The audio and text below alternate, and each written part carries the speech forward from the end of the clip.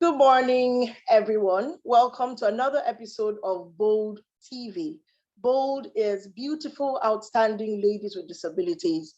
And this program is focused on conversations around disability and disability related issues. And we particularly shed the gender light, that is women, on our conversations. Bold TV is powered by Bold Hearts Initiative, a support group network of, as the name says, beautiful, outstanding ladies with disabilities.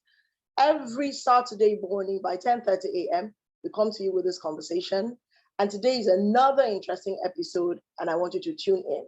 Please go ahead and share the link with as many people as you know. There's a lot to learn today. So go ahead and share the link. Thank you very much. If you're out there and you want to support us to continue to bring to you these discussions that raise awareness on disability and disability-related issues, we ask you that you please reach out to any of the participants or the co-host of this show, and that is Biose, Afyong, Osaki, and Oluwatomisin. And we can tell you how you can be a part of it financially. You can even come on to be discussing, learning your technical abilities, whatever it is. We are available for partnership. So our focus of conversation for today's episode is Ask a Bold Heart. Relationship matters. You know the issues with relationships. They affect everybody, including women with disabilities. So before I get ahead to introduce, our episode and, do an opening, I would like the ladies in the house who are the co-hosts to please introduce themselves. Ladies, you already know how we do it. Your name, your disability, what you do, and where you are based. So to kick us off, I'd like to call on Biose. Good morning, everybody. Welcome to another edition of Bold TV. My name is Abiose Falade. I am the Executive Director, Angel Wings Global Freedom Foundation. I'm an author. I live in Ibadan and I use a wheelchair. Thank you very much. All right. Good morning, beautiful people. My name is Afyong Itim. I'm a medical laboratory scientist based in Uyo, a survivor of vehicle accidents with spinal cord injury. I use a wheelchair, and I'm a member of Bold Hearts Initiative. It's good to be here. Good morning, everybody.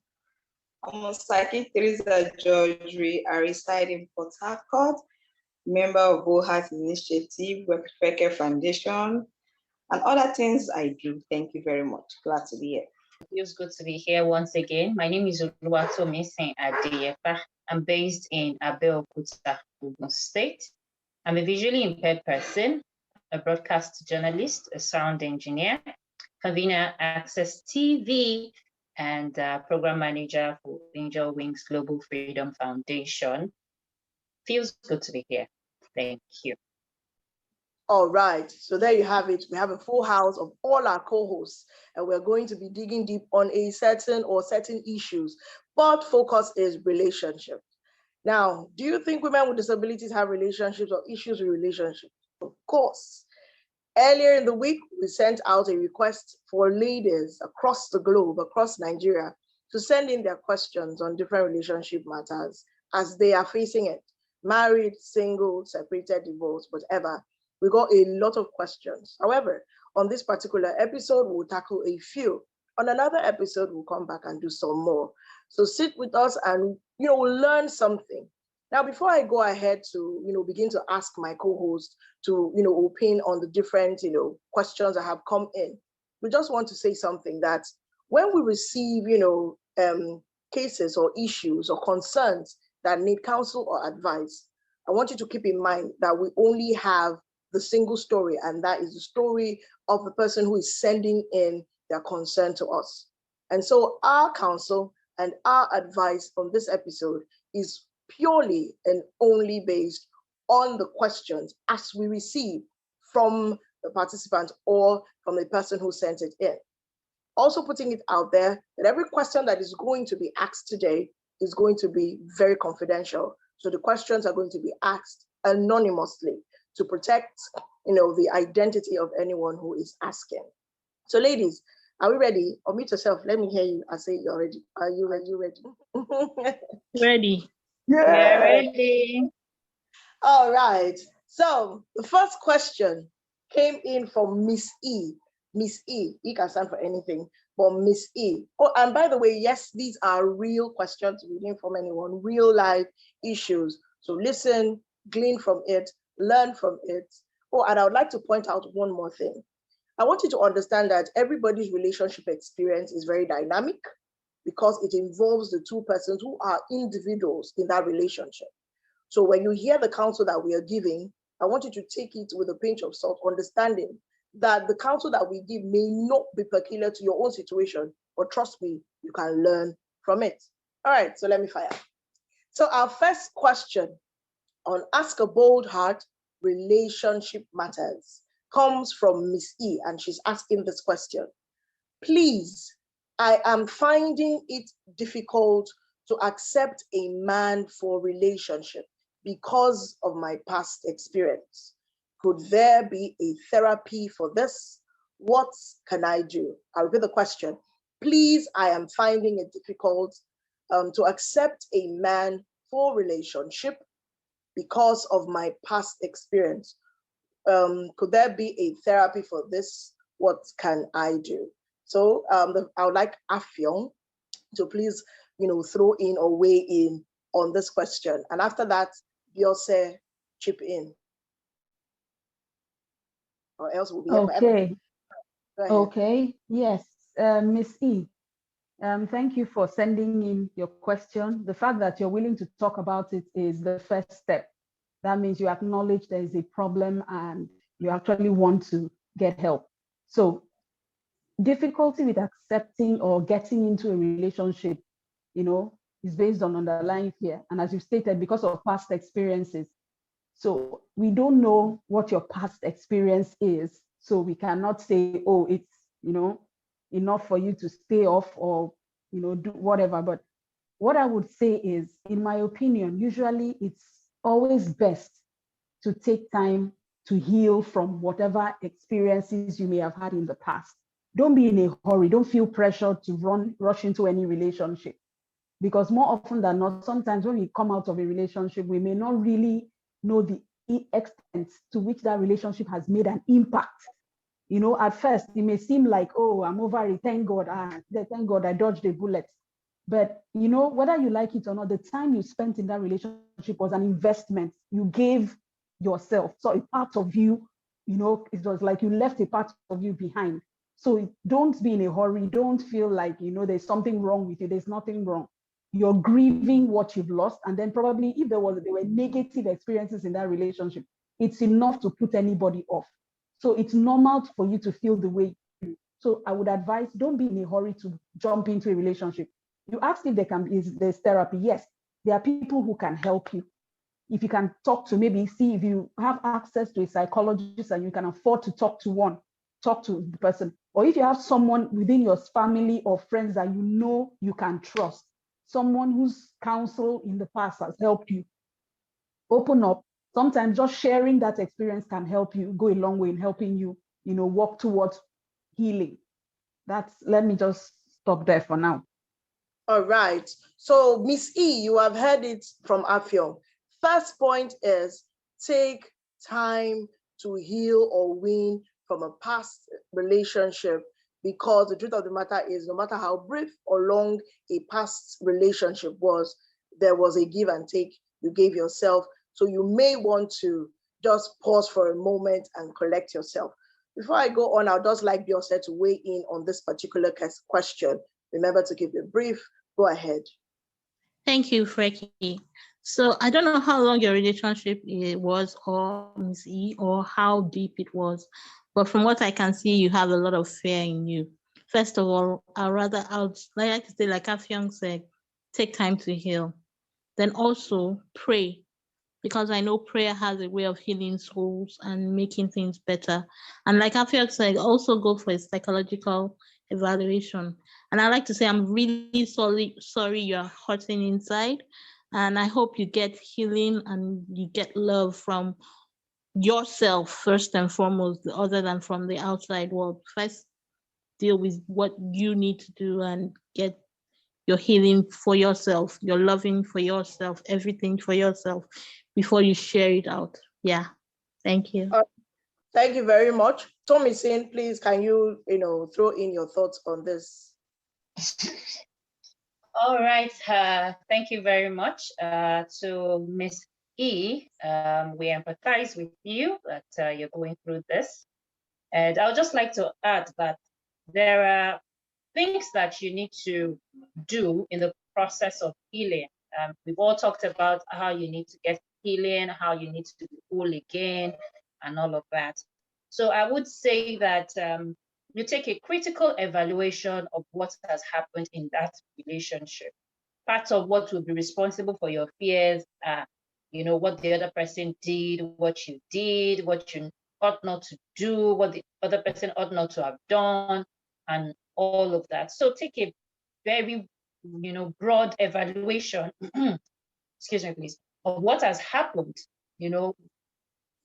ask questions within yourself, get clarification within yourself. And so you'll be able to, at the end of the day, you'll be able to apply all of those in your next relationship when you are ready to proceed into that relationship. You cannot be too careful, trust me. Sometimes we just have to try and try and try and try again. But what makes it better each time we try is learning from our past. Experience. Beautifully put there. So, Miss E, you've heard it from the ladies. You have some very key things to do. Based on the information that you have provided, we are asking you to take a moment to breathe. Just, take a deep breath and exhale, and then heal from that past relationship, depending on what you went through, because we do not know the extent. It could be physical abuse, it could be as bad as, sexual, it could be anything. So we're asking you to take time to, heal. And the other thing that, we've heard is pray, pray about it, pray about healing. Another one is speak to someone. Yes, you can seek therapy. And therapy does not mean a doctor. It could be a counselor anywhere, because a problem half shared is one half solved. So what you're doing is that you're relieving yourself, you're relieving the bottling in by sharing experience. It could be with a close friend, someone you trust. And finally, my own addition would be this.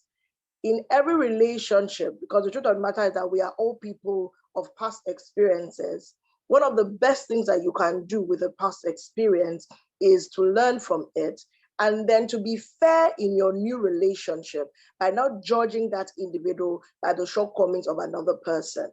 Because it would not be fair on the young man if you are measuring him with the yardstick of another human being, because they are not the same persons. So if you are brave enough and you feel that you are ready to step into a relationship, it's a risk. Every relationship is a risk. Go in there, but please just take your time, learn trust. Don't be in a hurry to commit so deeply with the guy, but give him a chance. Like, don't write him off because of somebody else, what somebody else did. So I'm hoping that this has, made sense or helped you today. Of course, we are always here all the time. You can reach us on boldheartnetwork.info@gmail.com, and we can continue the conversations. You also have the number to reach out. All right, ladies, let's do the next question.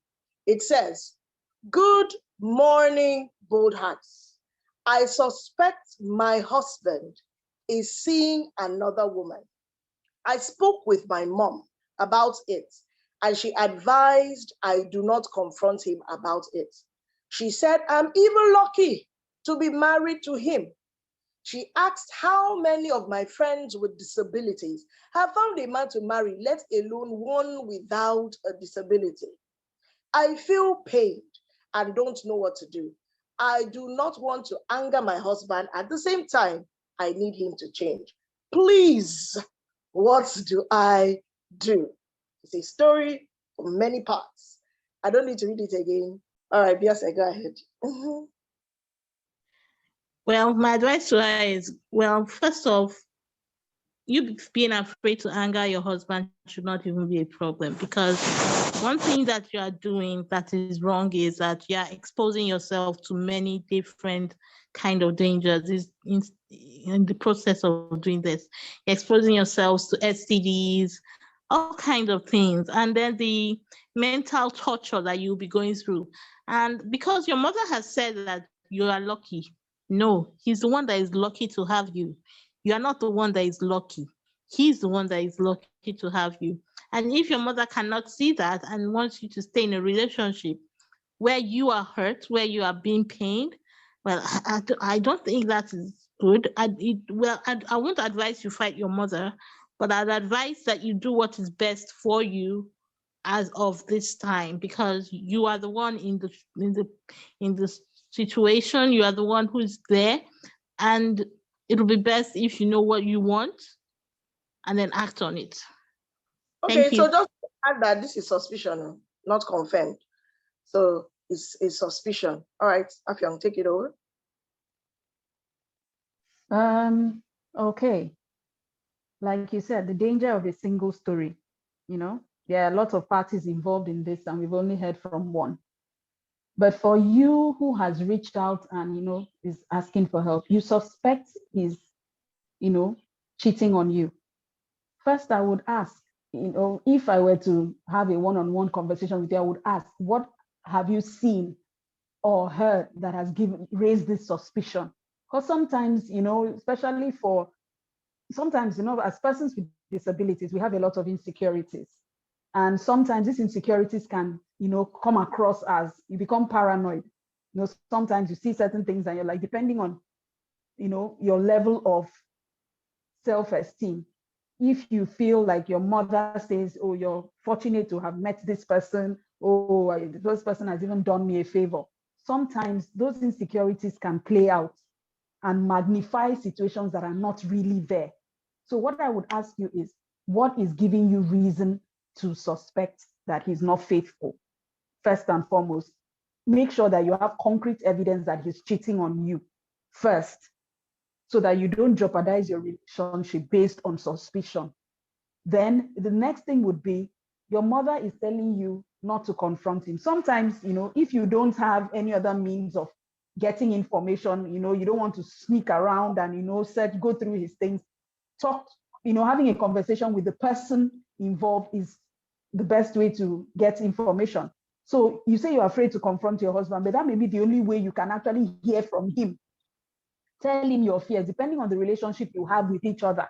If you have a relationship where you communicate, talk to him, ask him, tell him, this is what I'm suspecting. This is what, what's been going on and is making me uncomfortable. What's going on?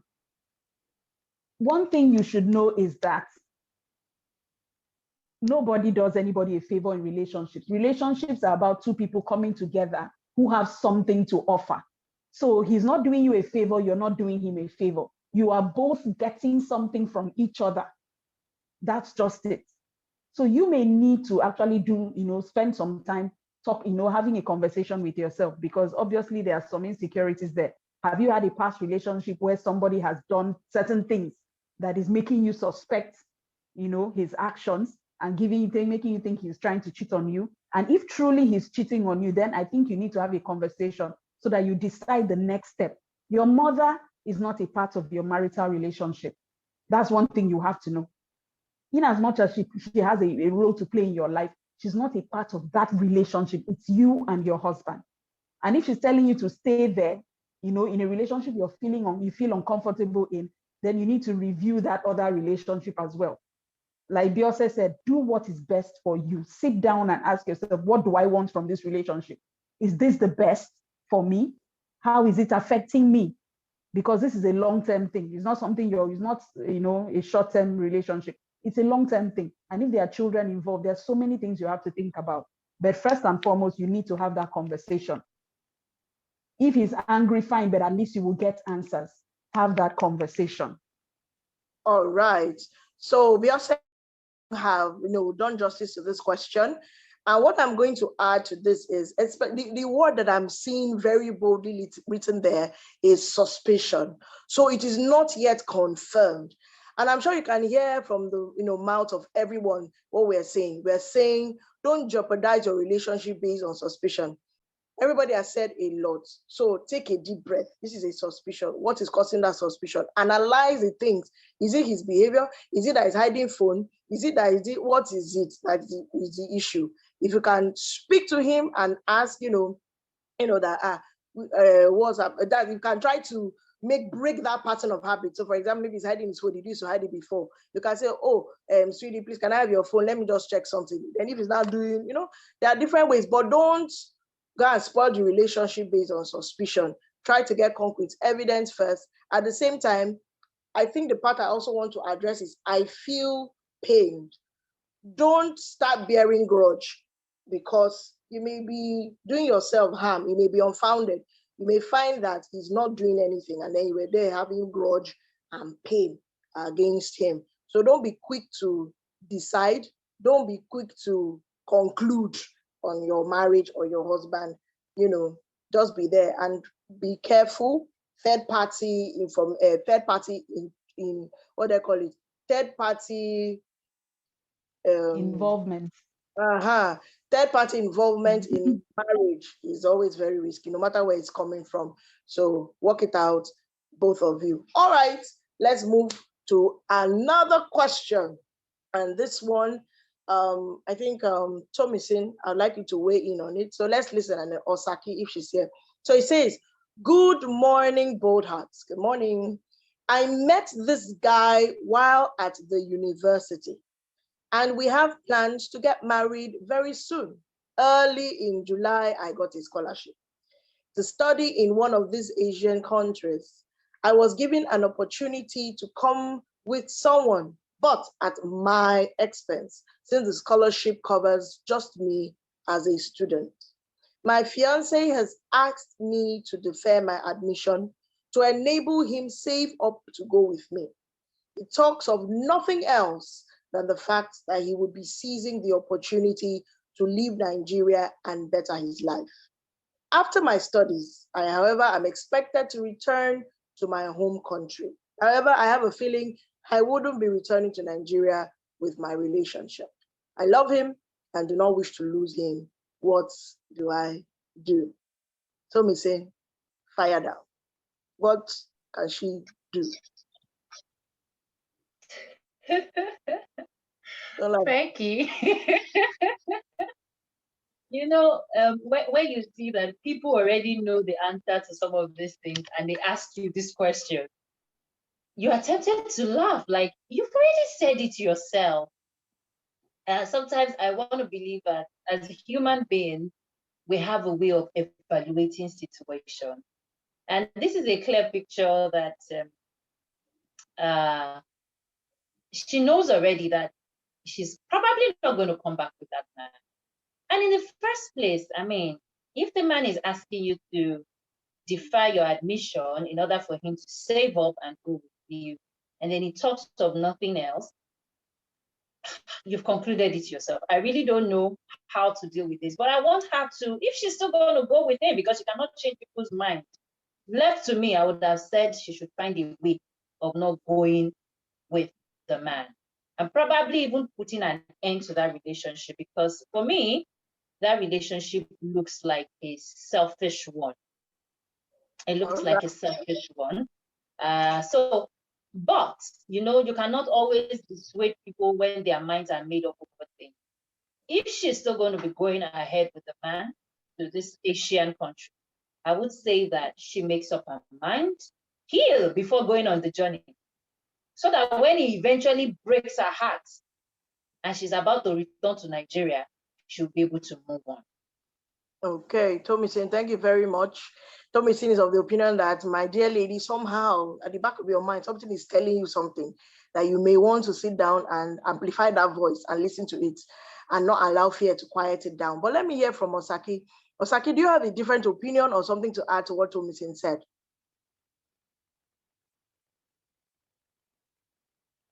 Osaki? All right, Osaki is not forthcoming. Afyong, his hands are raised. All right, Afyong, take it over. I think Osaki shook her head. She said she didn't really have anything to add. Okay. What I would say, like Tomisin has said, more often than not, we are in denial. She's afraid to lose the guy. You can't lose a human being in the first place who was never yours. If he's committed to your relationship, I think, his conversation alone and his focus is enough to tell you that you are not, part of his plans. Like you said, all he talks about is leaving Nigeria. But you have a different plan, which is you're not leaving the country permanently, you're not relocating. You're just taking the next step in your journey to academic pursuit. I don't know if he is aware of the stipulations of the scholarship that you need to return back, as most scholarships stipulate, because you're expected to take the knowledge you have gained to come back and make a difference. So I don't know if he knows about that stipulation or is just, ignoring it. So he has made it plain. I don't know how else he's going to say it. He has made it plain that you are a vehicle to get him out of the country. You plan to come back, and more than likely, he has not said, oh, babe, I'm coming with you, to support you while you're there, and then, so that whatever help you need, then we'll come back together. It's obvious that he's planning to go there and stay. And then there's no problem with him planning to relocate, but has he had a discussion with you about, okay, after your scholarship, do you have can we stay back? Have you had any discussions about the future, or is all about what he wants? This is an opportunity for you. Scholarship will not wait for you. If you don't take it up, or someone else will get it. And if you see this as a critical to your future, I think I would advise you, pursue your future. If he wants to relocate, and if there's a possibility for him to join you later, then he can raise the funds, since he'll be paying his way anyway, and then relocate to that same country. You can choose to accommodate him if you want to, but at the back, you really know that this relationship is no longer about you. And at the end of the day, like you said, you'll be doing a solo journey back home. But let him put in, if he's willing to relocate, let him do it from his pocket. Do not, I would advise you, it's up to you, do not sponsor that trip. Let him make his own. If he's relocating, let him move. Focus on your future. If he wants to be with you, fine. But let him come out and say so. Don't let fear stop you. If you go there, go jam one, see China, be where are you going to? You never can tell, sister, don't close the doors. Fiancé is not husband. Exactly. Boyfriend, this one is boyfriend. Okay, so sister, let me do something. I'm going to analyze your question one step at a time. We're going to do what we call pros and cons. What are the things that are tangible in this conversation? Number one, you have a scholarship. That is certain. Number two, you have the option, hear it well, you have the option of going with somebody. It is an option. Now, depending on who your primary caregiver is it this guy or is it somebody else? Because he should not even be the equation if he is not your primary caregiver. Number two, and I'm number three, this optional somebody following you is self-sponsored, meaning that if somebody is going with you, you are either sponsoring the person or the person is sponsoring themselves. Now, this is where the guy jumps into the equation. He is saying, I don't have money now, wait a year and I will raise money. Now, can you hear that that whole sentence now is we call probability. So what is that whole thing bordering on? Number one, the question is, can you defer scholarship? I don't know.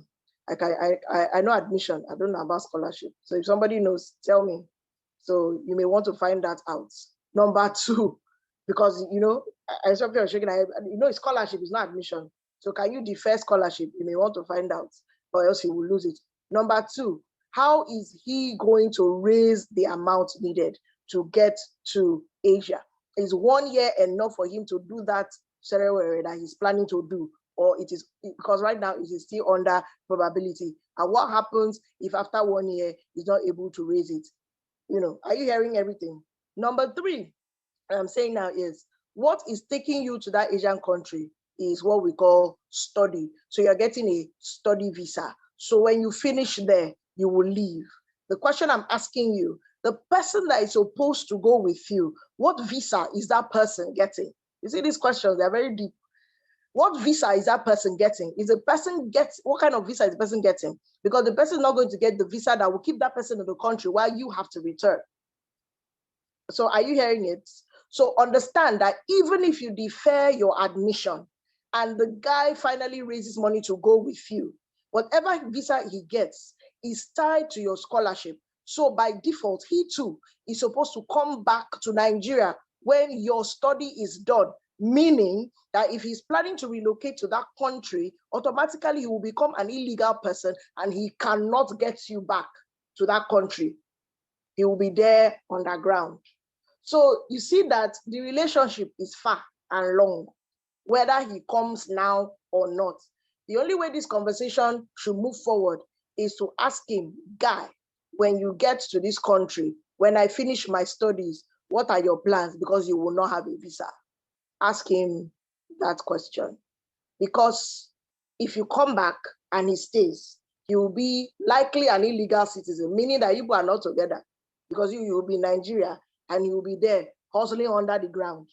Understand it too. So even if they come and do introduction, you will be married in Nigeria and he will be abroad. Don't be thinking it very well.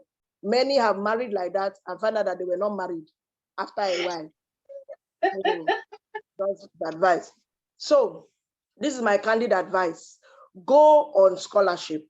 Tell him that you're going to make inquiries to find out, because study, it takes time now. Tell him that you're going to find out if the potential caregiver can come at any time in the course of your study. Tell him that you will go and wait for him. He should continue to raise the money. Whenever he raises the money, tied to your admission, they will give him. He will come. Hear me well, you. And then you don't give me for you. Because I don't see him before. So I would not see him before. It's something I've seen before. So he now follows you. So he's coming on his own terms. Are you understanding this thing? No man should use you as leverage for his life. So I hope I've helped you. But go and study. Leave man matter. Because the journey of marriage is not 1 year, it's for life. You're looking at, July. Say lie, this journey is far. This journey ends after you finish that study program, scholarship. All right, sister. I hope we have helped you. Hey, this one is sweet. Oh my God. All right. So the next question. It says, Adosake, I want you to answer this question. Good morning, bold hearts. Good morning. I'm in a relation. Oh no, she said in a relationship. So I don't know if she's in there. She just says, in a relationship, how can I convince a weak man who hardly communicates his negative emotions in a positive way to realize the areas where he has failed to carry out his responsibilities to his partner, even in his jobless condition? All right, so let's help EB. I actually do not know if she's married or is I don't know the level of the relationship, but EB needs our help. I don't even know where to start. Is it the weak man? I think, first of all, I don't even know where to start. As you can see, I'm lost because I don't know. You keep saying you don't know where to start. Pause yourself and be thinking of where to start. Afyong knows where to start. Okay, I found the where to start. Where you know now? Yes, I know now. Fire. Okay, first of all, let's not make the man being a weak man is not really. Maybe he has issues in his mind that he has to deal with, and you as his wife, despite the fact that you are disabled, shouldn't think that he's not doing what he's meant to do and derogating him. So I don't know why you think he's weak in the first place, but I feel that you're the best person to help him out to get what he needs to get done. Because if you can guide him, I guess he will do better. Yes, he will do better, but that's the best I can think of. Like I said, they are busy talking about somebody you don't know he can do, but do you know him?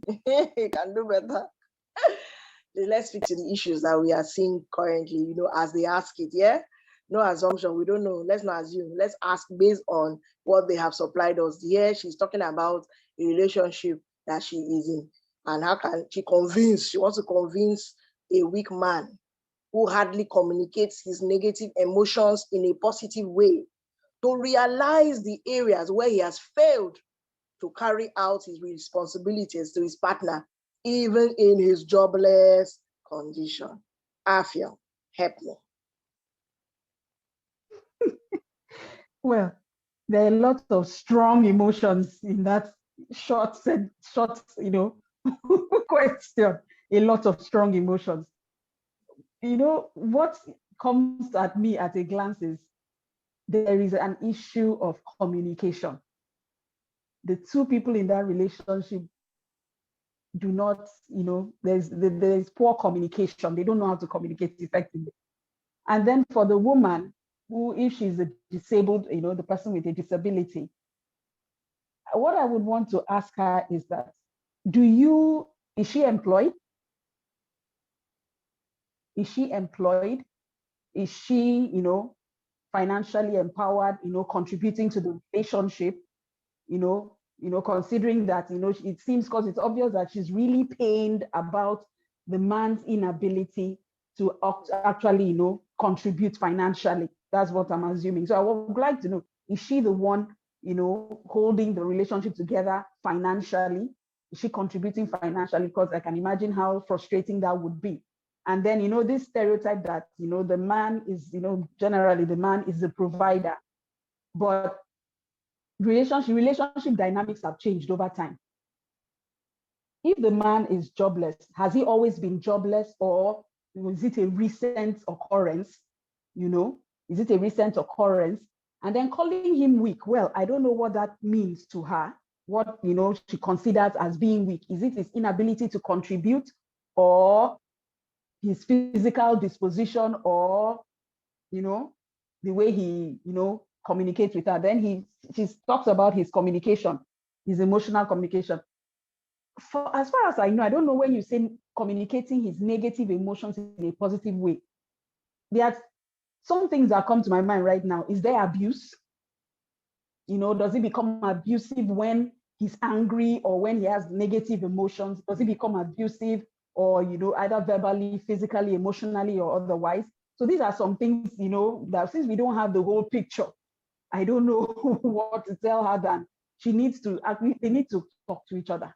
They need to talk to each other and decide if they want to continue with this relationship, or better yet, it's like she's already reached a point.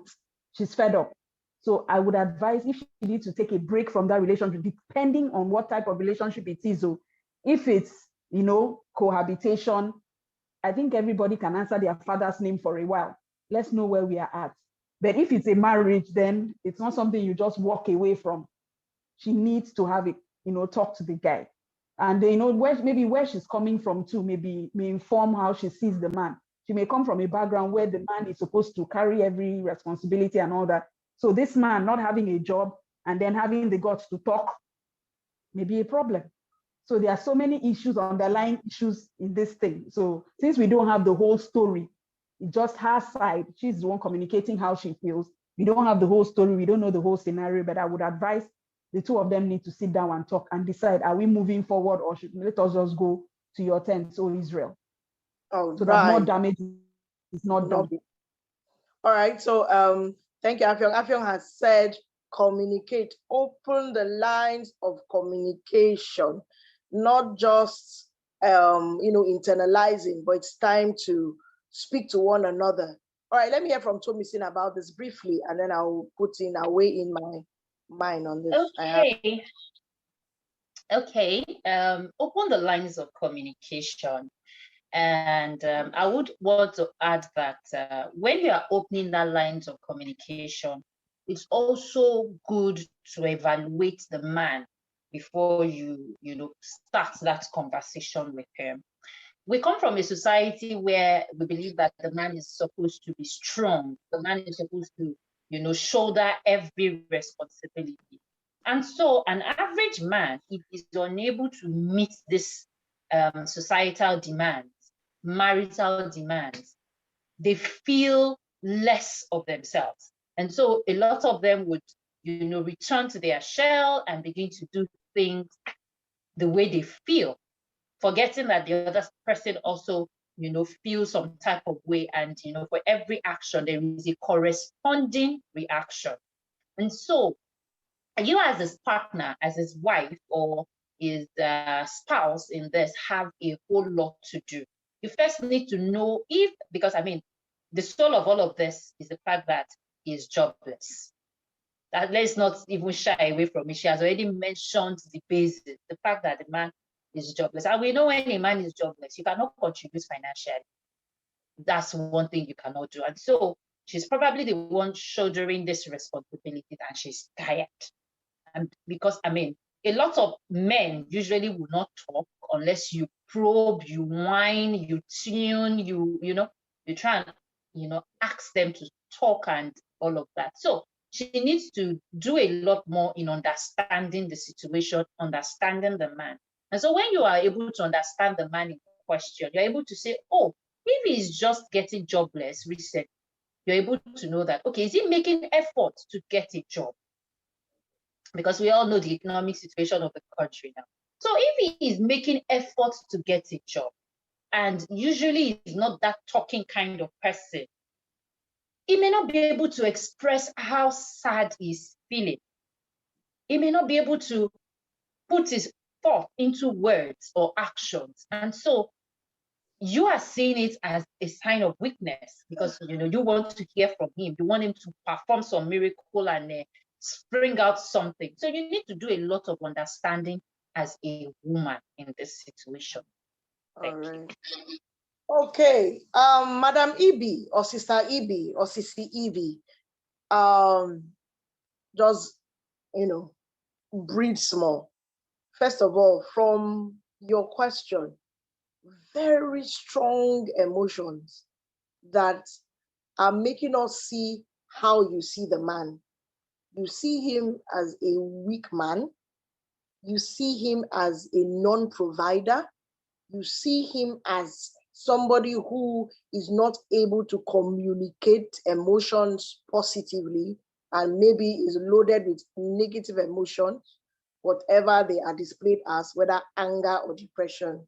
And you have painted him as someone who does not carry out his responsibilities as a partner. So, number one, if this relationship is not onto marriage, I'm going to ask you to leave that relationship.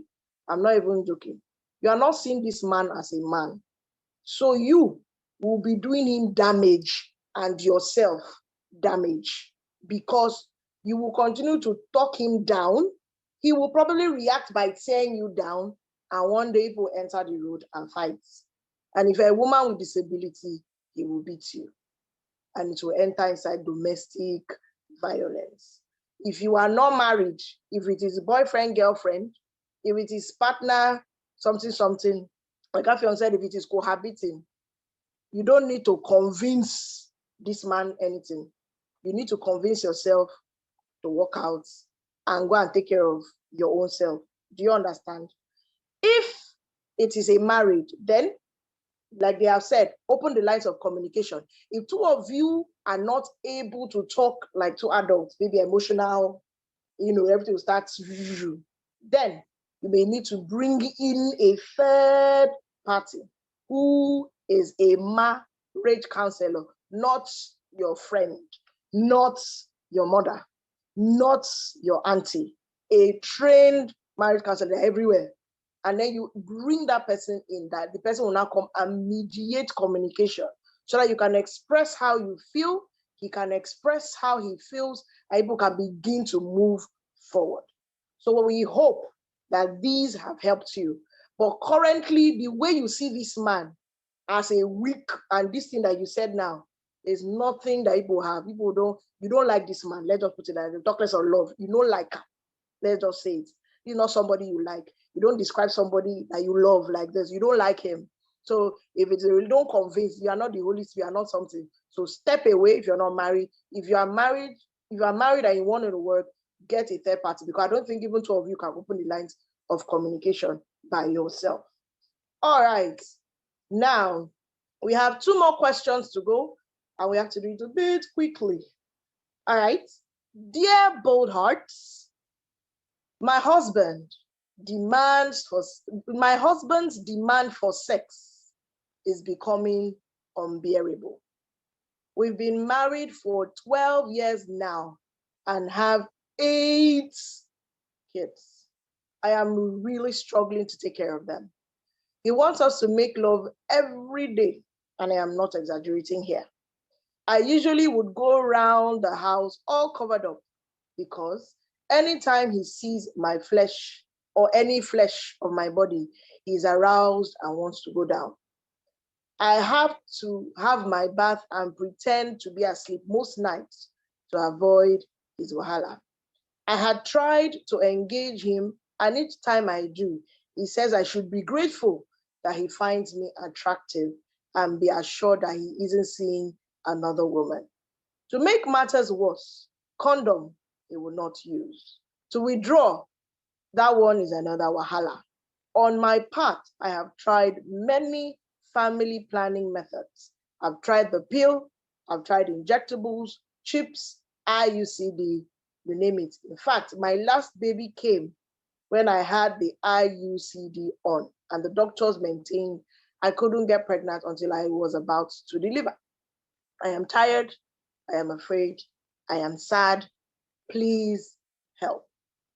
Who wants to bail these cats? It's a heavy cat. Afio. Hey, this is serious. So anyway, the part that caught my attention was when she said she's struggling to take care of the 8 children. So that kind of, I don't know, is she the only one responsible for those children, or mostly responsible for them, and the man is not really, contributing in that regard? It happens. There are cases like that. So if that's the case, and then she says she has tried all manner of family planning methods, I still believe there can be something. Did she see a doctor before trying those family planning methods, to get advice on what would work best for her, and how to prevent her from getting pregnant? Or is it something she does intermittently? And if the man, there's a serious communication issue here, and the part where the man says, she should be grateful that he married her, and that having that much sex with her means he's not doing it outside. But I think it's time. I see it that she feels that she needs to accommodate him, probably because she had been told that a woman does not deny her husband. There may be certain stereotypes and certain, information that is making her stay put and endure, what is happening. But I think I would advise her that it's time for her she starts thinking about herself, because not only the mental health implications for her, she's saying she's tired, she's afraid and sad. Obviously, she's depressed. There's anxiety there, because every time she's afraid the man will, make demands that she's not ready to keep. So her mental health is already suffering. And also the physical implications of, repeated pregnancies and everything that is going. She's not getting, I want to believe, I don't know how old she is, but as you grow older, some of these things become a problem, because as you grow older, your body is no longer as supple as it used to be. And then especially the vagina becomes drier. So sex might even be a painful experience for some people. So, and the man, obviously, from what she said, I don't think he's asking those questions. All he wants is, I need this now. You need to, give it to me. So I think it's time she got, the previous couple. If she can't have a conversation with him, he's not listening to her. I think it's time they get him, at least we know they are married, get a marriage counselor, someone who can, mediate and talk to the man and get them to come to an understanding, so that she can save her, mental health, and she does not go crazy. And then so that she will be alive to take care of her children, because the pressure she's under is not for any sane person. So I think for the sake of her mental health, she should try and see how she can get someone to mediate. If the man is not listening, get someone to mediate so that they can, have a conversation where they can come to an agreement and the man can cut her some slack. Going outside, it does not, believe me, if she has to, I think the most, if she has tried every family planning method and it's not working, there's always a surgical option if she can afford to. But she should talk to a doctor first. If they know there's a history, medical history, that family planning methods have not worked for her, then that's if she has followed it religiously and it's not working. She might need to go the surgical route, where either they tie her tubes or actually cut them, so that but that does not solve the problem of the sex, because the man will keep coming.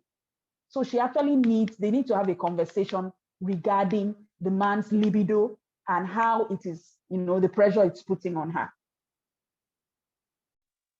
All right.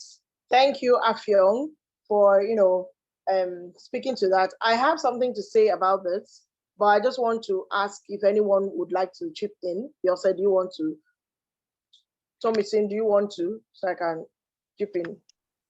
Yeah, I have a few things to chip in. And honestly, when Afia was talking about she, doing the permanent family planning thing, I'm also looking at it from the fact that it would now increase the request for sex, because the man now has no worries in the world. And let's not deceive ourselves. Sex as an addiction is real. To me, this is looking like an addiction. And for her to have said she's not exaggerating means that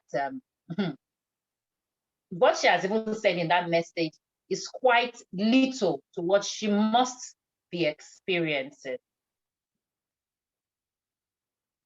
And so I would say that they reach out to a therapist, not just a counselor, because a counselor can talk to them.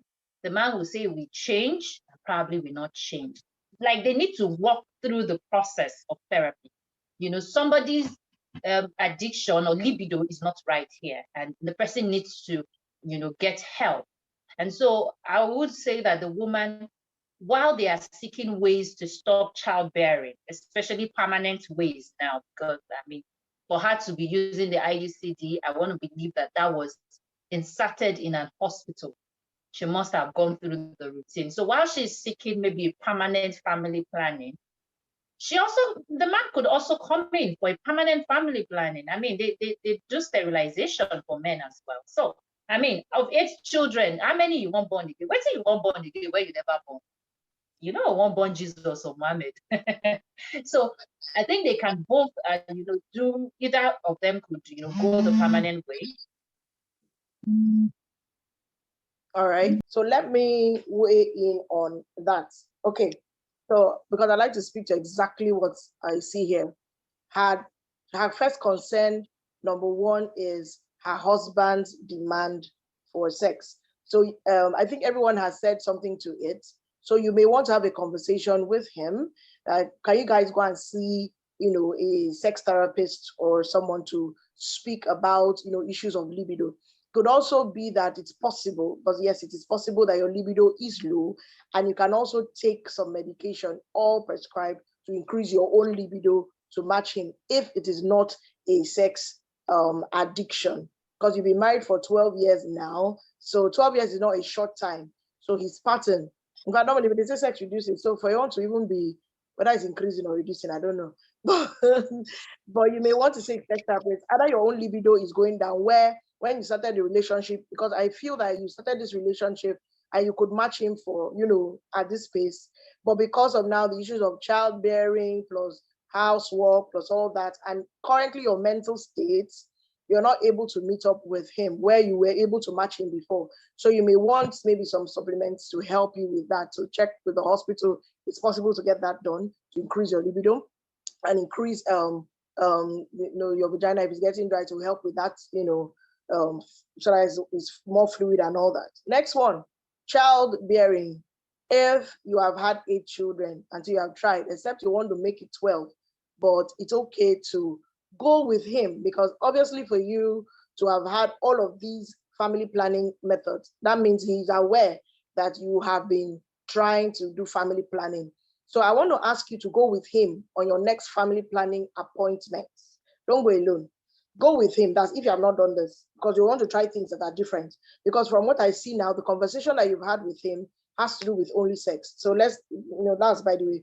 Now, let's speak to the issue of, having children all the time, because already you're very fertile. So go with him on your next family planning, meeting with a good doctor, not chemist, so that people can have the real conversation on that permanent issue. It could be him, he could be sterilized easily. It will not affect his libido. And people can now have free reign on sex without care of that. There will be no child that will now come again. Can we work that out? So we've said many things so that your mental health does not break down. Because the truth of the matter is that if you break down and you're not able to satisfy him, he may start going out, because the libido will not reduce. And that will now be attracting sexually transmitted infection into your life. So let's try these things, seeing a doctor together, sex therapy together, to increase your libido, talk to him about what they call it, negotiating sex. Then the other one would be going to see a family planning doctor, family medicine doctor, to talk about the best family planning method for both of you, sterilization or cutting your tubes or tying your tubes, all those are valid, especially since you've had 8. All right, ladies, we are doing well. We're currently at one of the final questions, and everybody's going to weigh in on this briefly. It says, "Dear Bold Hearts, I have this male caregiver who has been with me for over 5 years now. We talk a lot and later became friends. He has really been good to me, and recently I discovered he just had a breakup in his relationship. He became extra nice to me. He became overly interested if I was seeing someone, and I was truthful to a fault. I told him I wasn't, and I also gave him reasons. I suspect he would ask me out, and I don't know how to respond to him. I do not want to be taken advantage of, and at the same time, I do not want to be throw away an opportunity to be loved. Because of my disability, men rarely ask me out, and when they do, it's usually for selfish benefits. I'm very much of age and eager to be married. Please advise. Thank you." I will say, my dear, please don't mix up caregiving and feelings, because you're seeing this person more of automatic, you will like this person. So I would like you to check in between lines. Are you really sure you want to be with this person, or just because of the caregiving? Because there's a way you see somebody often, your interest will grow.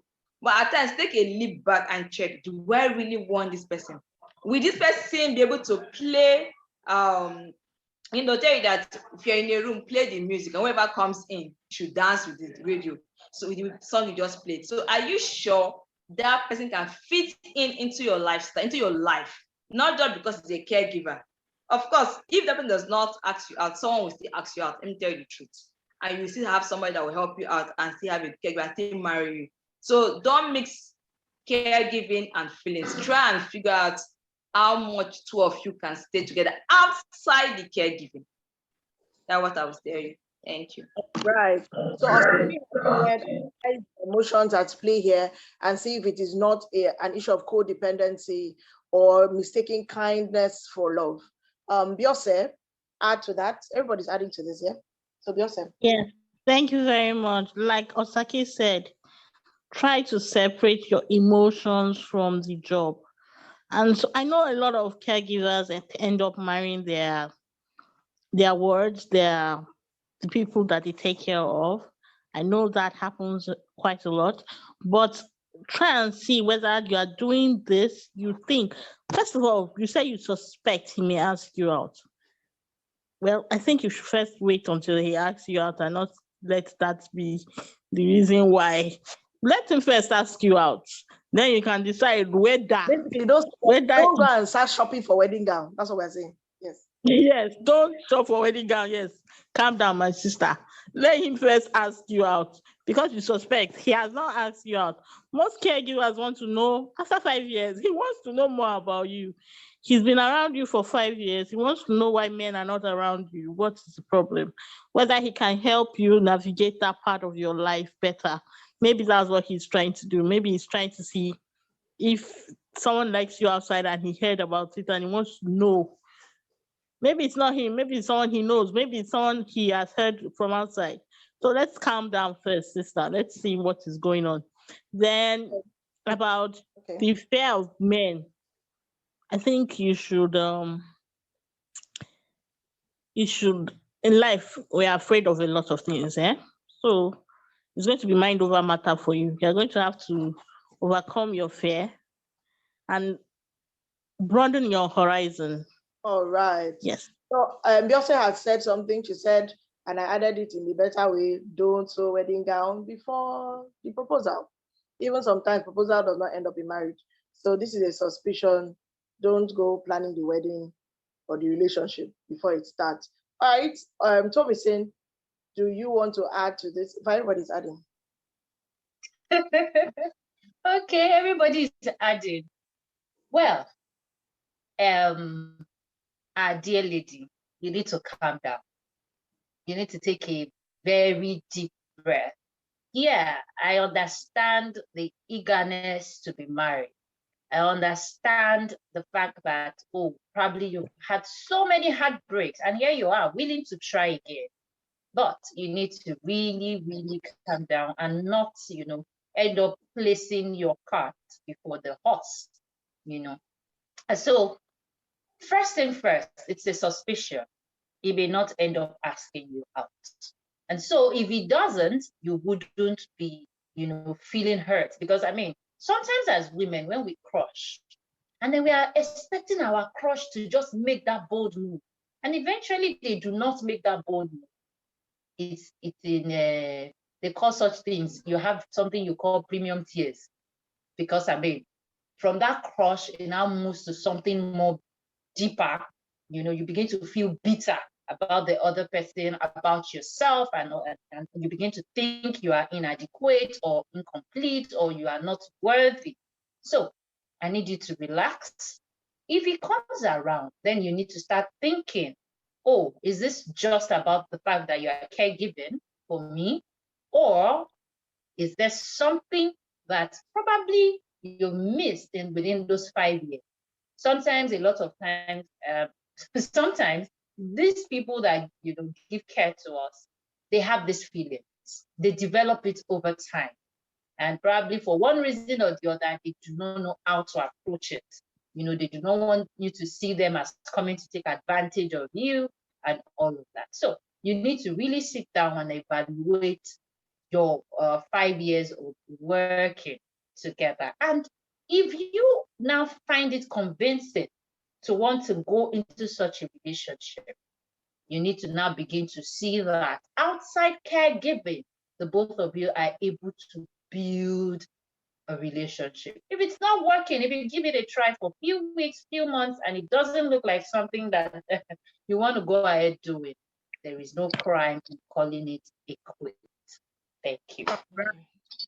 Okay, so a lot of key issues have been raised about this, codependency, mixing, not being able to separate your emotions from.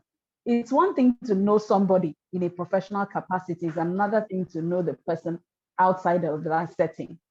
I don't know if your relationship has only or always revolved around, his professional responsibilities towards you. And like you said, okay, 5 years, you said you talk a lot, you became friends. I don't know the nature of your friendship. Have you had other relationships outside of this, socially? You said men have always asked, rarely ask you out, and when they do, it's for selfish benefits. So you may not have a healthy perception, or you may not have a good perception of what a healthy relationship should be. So because this person is nice to you, he's kind, he does his work well, you may feel that, it's easy to mistake his niceness for, interest. So, but I would ask you, you need to have that difficult conversation.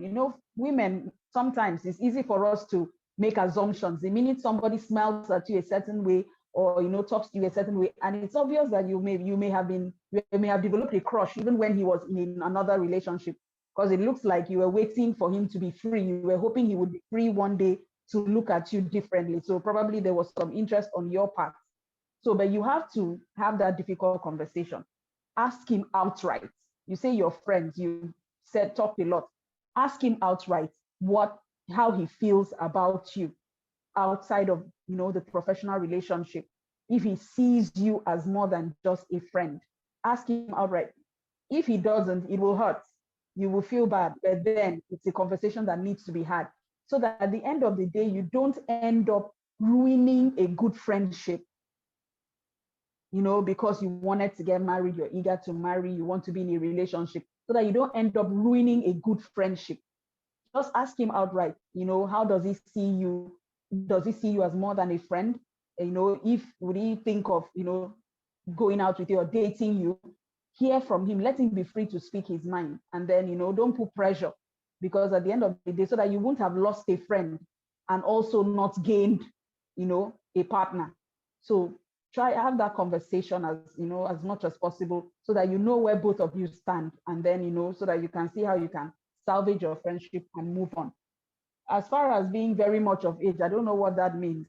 I'm over 40. I'm still single, but I'm not planning to kill myself because we're not walking down the aisle yet. This is life. I'd rather focus on seeing what I can do.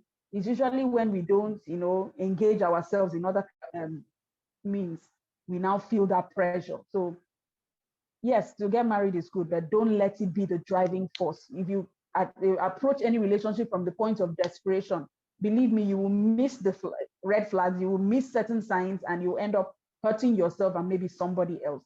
So please, just calm down, have that conversation, and know where to move on from there. All right, amazing contributions from everyone, and I'm hoping, my lady, that you are listening. All right, you've heard it from our ladies. So much has been shared today. We've answered questions on relationship matters. We've spoken to the hearts of people. Some of the decisions to be made are difficult, but we pray that you will receive the strength to make the right decision for you, for your future, for your life, for your mental health, for your physical health. We thank you for being with us on this episode of Bold TV, brought to you by Bold Heart Initiative. And we are asking that if you want to support us, please reach out to any of the co-hosts. We are available to engage with you, to let you know how you can be a financial partner, how you can be a guest on the program, where we discuss on issues around disability and disability-related issues. Finally, if you still want to reach out to us, those who ask the questions, you have the contact, you have our numbers, you have boldheartnetwork.info@gmail.com. Please reach out. We are available to continue the conversation with you. Until we see you, same time, same place, next week, Saturday, 10:30 a.m. Be good, be kind, be bold, be beautiful. Bye. Ladies, please unmute yourselves and say bye. See you Bye. next week. We said it exactly the way you wanted us to say. Bye. Bye.